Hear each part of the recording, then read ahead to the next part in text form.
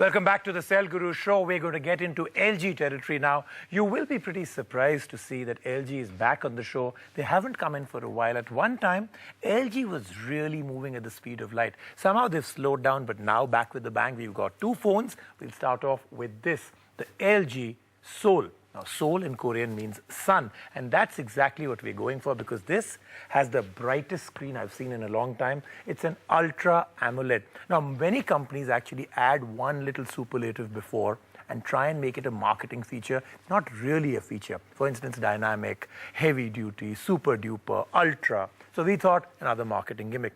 But this Ultra AMOLED, twice as bright. I mean, it actually is seriously bright. If you look at this, very bright.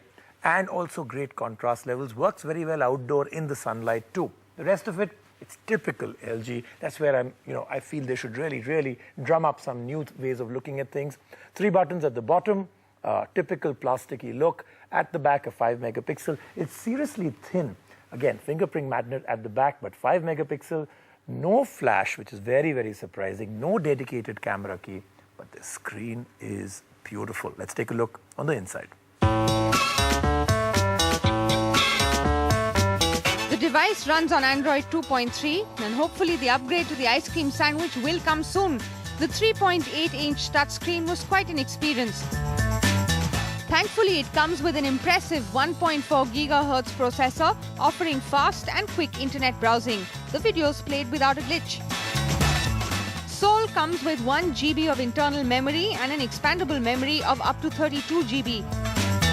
The battery is not that much though, with 1500 mAh. So what's the final verdict on the Sol? I think for the price, you'll get it for between 17 and 18,000. I think for that price, it's a very good phone. The screen is great. But, LG could have stepped it up. Just 1 or 2 interesting features. This price point, it could have been a complete killer. Or can I say, the sun would have risen much higher. Overall, still pretty good. But let's now move on to the hub. Now this, a much more economical version. It's not, again, the greatest looking phone. It really is one of those wow phones. Dotted surface at the back, 5 megapixel camera. Front is where you really see it's not an Ultra AMOLED screen. But still not a bad screen. Not too bad every way. Otherwise, 2 dedicated buttons here, a 3rd button in the middle, and it's got typical LG styling. So what else does this have? Either different or similar to the Sol.